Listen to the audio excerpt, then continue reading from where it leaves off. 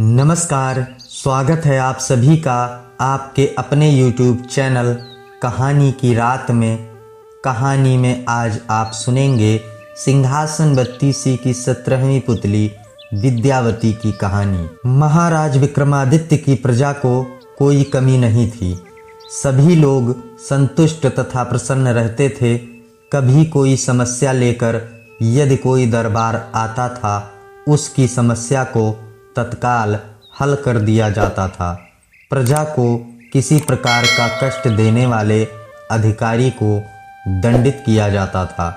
इसलिए कहीं से भी किसी तरह की शिकायत नहीं सुनने को मिलती थी। राजा खुद भी वेश बदलकर समय समय पर राज्य की स्थिति के बारे में जानने को निकलते थे।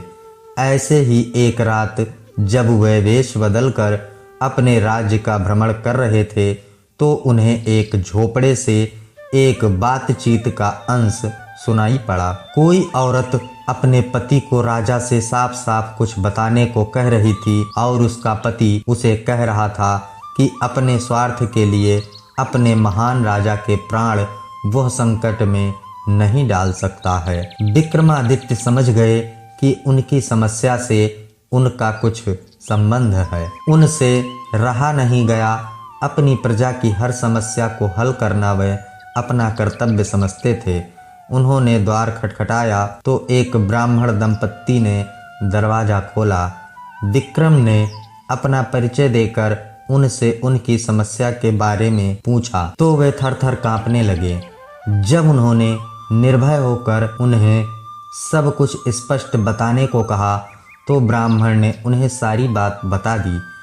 ब्राह्मण दंपत्ति विवाह के 12 साल बाद भी निसंतान थे। इन 12 सालों में संतान के लिए उन्होंने काफी यत्न किए। व्रत, उपवास, धर्म कर्म, पूजा पाठ, हर तरह की चेष्टा की, पर कोई फायदा नहीं हुआ। ब्राह्मणी ने एक सपना देखा है।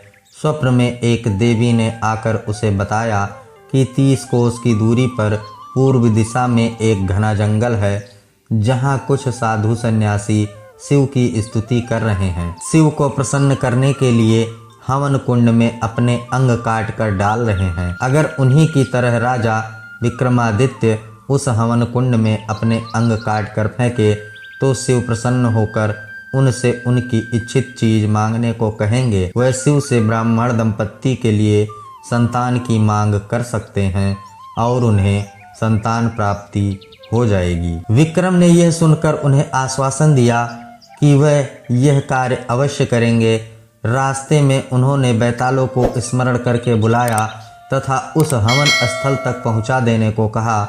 उस स्थान पर सचमुच साधु सन्यासी हवन कर रहे थे तथा अपने अंगों को काटकर अग्निकुंड में फेंक रहे थे। विक्रम भी एक तरफ बैठ गए और उन्हीं की तरह अपने अंग काटकर अग्नि को समर्पित करने लगे। जब विक्रम सहित वे सारे जलकर राख हो गए तो एक शिवगण वहां पहुंचा तथा उसने सारे तपस्वियों को अमृत डालकर जिंदा कर दिया, मगर भूल से विक्रम को छोड़ दिया। सारे तपस्वी जिंदा हुए तो उन्होंने राख हुए विक्रम को देखा। सभी तपस्वियों ने मिलकर शिव की स्तुति की तथा उनसे विक्रम को जीवित करने की प्रार्थना करने लगे। भगवान शिव ने तपस्वियों की प्रार्थना सुन ली तथा अमृत डालकर विक्रम को जीवित कर दिया। विक्रम ने जीवित होते ही शिव के सामने नतमस्तक होकर ब्राह्मण दंपत्ति को संतान सुख देने के लिए प्रार्थना की। शिव उनकी परोपकार तथा त्याग की भावना से काफी प्रसन्न हुए तथा उनकी प्रार्थना स्वीकार कर ली। कुछ दिनों बाद सचमुच ही ब्राह्मण दंपत्ति को पुत्र का लाभ हुआ। तो साथियों, सिंहासन बत्तीसी की 17वीं पुतली विद्यावती की कहानी में आज बस इतना ही। आशा करते हैं आपको यह कहानी पसंद आई होगी। जल्द मिलते हैं सिंहासन बत्तीसी की अगली पुतली तारामती की कहानी में। तब तक के लिए नमस्कार, धन्यवाद।